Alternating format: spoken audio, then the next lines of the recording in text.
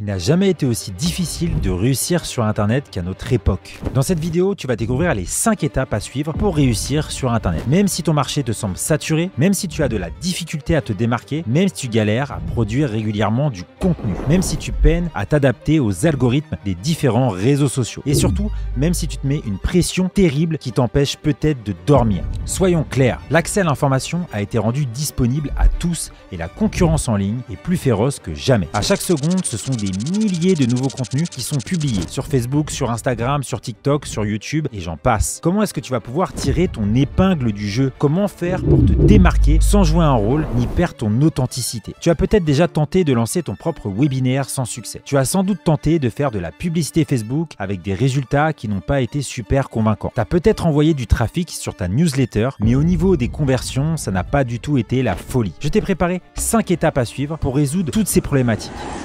Étape 1, comprendre les besoins de ton audience. La première étape pour se démarquer, c'est d'apprendre les bases de la psychologie humaine. Et pour cela, rien de tel que la pyramide des besoins. Comme tu le sais, derrière chaque clic, chaque achat, chaque action, il y a un besoin humain fondamental qui cherche à être satisfait. Que tu vendes un produit de bien-être, un service de coaching ou même une formation en ligne pour apprendre à jouer de la guitare, rappelle-toi, tes clients ne cherchent pas juste une solution à un problème superficiel. Ils cherchent aussi à satisfaire un besoin plus profond, souvent lié à l'estime de soi, à l'appartenance ou à l'accomplissement personnel. Ta mission, c'est de découvrir les besoins de ton audience, de comprendre quelles difficultés ils rencontrent pour satisfaire ce besoin, puis de créer une offre irrésistible qui résout le problème. Pour ça, tu dois apprendre à te poser des bonnes questions, comme par exemple, qu'est-ce qu'ils désirent? Quelles sont leurs habitudes de consommation? Quelles sont les véritables douleurs? Quelles solutions ont-ils déjà essayé?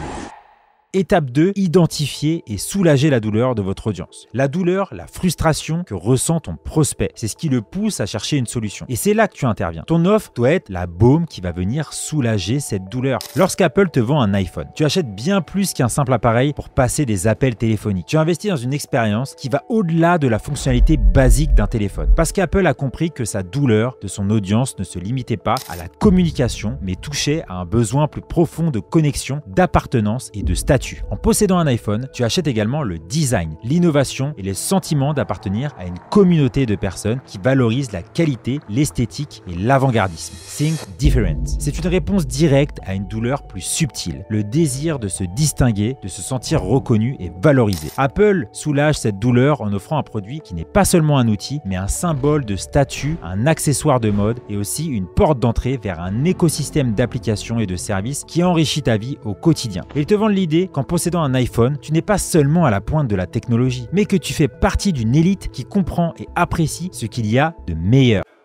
Étape 3, trouver ton pourquoi. Simon Sinek le dit très bien. Les gens n'achètent pas ce que vous faites, ils achètent pourquoi vous le faites. Ton pourquoi est la boussole qui va guider non seulement tes actions, mais aussi la manière dont tu communiques ta mission à ton audience. Ton pourquoi doit être authentique et il doit résonner avec les valeurs et les aspirations de ton audience. C'est ce qui va créer une connexion émotionnelle et ça, c'est un excellent moyen de se distinguer dans un marché très concurrentiel. Pose-toi ces questions. Pourquoi ai-je lancé cette entreprise? Qu'est-ce qui me motive vraiment? Quel changement ai-je envie de voir dans le monde? La réponse à ces questions devrait être ton phare dans la tempête. Qu'est-ce qui va attirer ton audience vers vous? Penchons-nous les 30 secondes dans le cas de l'entreprise Patagonia. Tu vois, cette marque, ce n'est pas juste des fringues pour faire de la rando ou du surf. Derrière chaque veste, chaque pantalon, il y a une histoire, une mission, celle de sauver notre planète. Et c'est ça, c'est leur pourquoi. Quand Yvon Chouinard a démarré Patagonia, il ne voulait pas juste vendre du matos de randonnée. Il voulait faire bouger les choses, changer notre rapport à l'environnement. Patagonia, c'est la preuve vivante qu'on peut allier business et éthique. Ils reversent 1% de leur chiffre d'affaires à la protection de l'environnement, utilisent des matériaux recyclés, bref, ils mettent le paquet pour réduire leur impact écologique. Et le plus cool dans tout ça, c'est que les gens adorent. Quand tu achètes chez Patagonia, tu n'achètes pas juste un vêtement, tu votes pour la planète. Tu rejoins une communauté de personnes qui, comme toi, veulent faire la différence. Au fond, des gens veulent soutenir ceux qui rêvent d'un monde meilleur. Étape 4, incarne ta différence. Dans un monde où tout le monde peut lancer un site web ou un compte Instagram en quelques clics, ce qui te rend unique est ton meilleur atout. Et comment l'incarner? En étant profondément toi-même. Ton histoire, ton parcours, tes échecs et tes succès, tout ça contribue à la création d'une marque unique. Par exemple, si tu as surmonté une période de grande anxiété ou de doute de soi, partage cette histoire. C'est important de raconter comment toi, tu as fini par trouver des stratégies qui fonctionnent pour résoudre le problème. En faisant ça, tu ne te présentes pas juste comme un expert, expert, mais comme quelqu'un qui comprend en profondeur les défis auxquels tes clients font face. Parce que tu les as déjà vécus toi-même. Tu sais ce qu'ils ressentent. Tu es déjà passé par là. C'est cette authenticité, cette capacité à montrer au grand jour tes cicatrices et à partager ton propre cheminement qui permet de créer une marque unique. Les gens veulent apprendre de quelqu'un qui ne se contente pas de prêcher, mais qui a parcouru le chemin avant eux. Et n'oublie pas l'importance du style dans ta manière de communiquer. Peut-être que tu as un sens de l'humour particulier ou une manière très visuelle et créative de présenter tes idées. Tout ça contribue à ton unicité. Utilise ces éléments pour te démarquer. Peut-être que tu utilises des métaphores originales pour vulgariser des concepts complexes, ou peut-être que ce sont tes expériences de voyage qui t'ont donné des insights uniques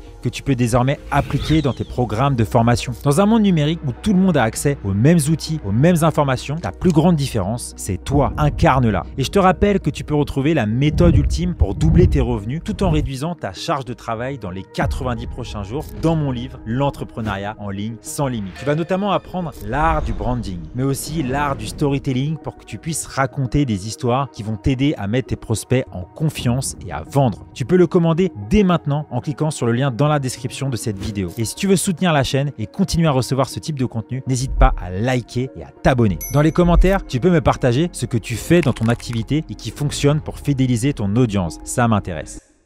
Passons à l'étape 5, qui est certainement la plus importante de cette liste. Étape 5, choisir une niche précise. La tentation est grande de vouloir plaire à tout le monde, parce qu'on se dit, si mon message est universel, ça parlera au plus grand nombre de personnes. Et du coup, ça veut dire que je ferai plus de ventes. Sur le papier, ça semble logique, mais la réalité est contre-intuitive. En essayant de parler à tout le monde, tu ne parles à personne. Le secret, affiner ton audience jusqu'à ce que tu puisses directement t'adresser à ton client idéal. En choisissant une niche spécifique, tu peux personnaliser ton message, affiner ton offre et tirer ton épingle du jeu. Cela ne signifie pas réduire tes opportunités, mais plutôt augmenter ta pertinence et ton impact. Imaginons que tu sois coach sportif et que tu veuilles lancer un programme de remise en forme. Tu pourrais être tenté de créer un programme pour tout le monde en pensant que ça aurait un impact positif sur ton CA. Mais en réalité, ça risque de diluer ton message et de rendre ton offre moins attrayante parce qu'elle ne s'adresse à personne en particulier et qu'elle ne répond à aucun besoin spécifique. Comparons deux approches. Offre généraliste. Programme de remise en forme pour tous. Cette approche essaie de plaire à tout le monde. Les jeunes, les seniors, les débutants, les athlètes confirmés. Elle promet de couvrir tous les besoins, de la perte de poids, de la prise de masse. Mais en voulant couvrir trop de terrain, elle finit par ne cibler personne. Le programme devient générique et peine à se distinguer parmi des milliers d'autres offres similaires. Maintenant, une offre spécifique. Programme de remise en forme pour jeunes mamans. Cette approche est hyper ciblée. Elle s'adresse spécifiquement aux jeunes mamans qui cherchent à retrouver leur forme après l'accouchement. Le programme peut aborder des sujets spécifiques comme la rééducation du périnée, la perte de poids post-partum, de manière sûre et efficace, et comment intégrer l'exercice dans un emploi du temps chargé de maman. Conclusion, on vient de couvrir 5 étapes clés pour te démarquer et réussir sur Internet aujourd'hui. J'ajoute une dernière chose, ne te mets pas de pression malsaine. Avec tous ces influenceurs qui affichent leur succès, leur chiffre d'affaires à 6 ou 7 chiffres, voire 8, leur vie apparemment parfaite, il est facile de se comparer et de se sentir minable. Si je ne fais pas 10 000 € par mois, je ne vaux rien. Chacun avance à son rythme et la comparaison va pourrir ton expérience sur le long terme. Ce qu'on voit en ligne, c'est souvent juste la partie émergée de l'iceberg. On ne voit pas les luttes, les échecs, les moments de doute que chacun traverse. Alors ne te laisse pas décourager. Prends le temps de célébrer tes propres victoires, même les plus petites. Chaque pas en avant est un succès. Et n'oublie pas de prendre soin de toi. C'est crucial. Le bien-être mental, le repos, les moments de détente sont tout aussi importants que les stratégies marketing. Si tu te sens submergé, fais une pause.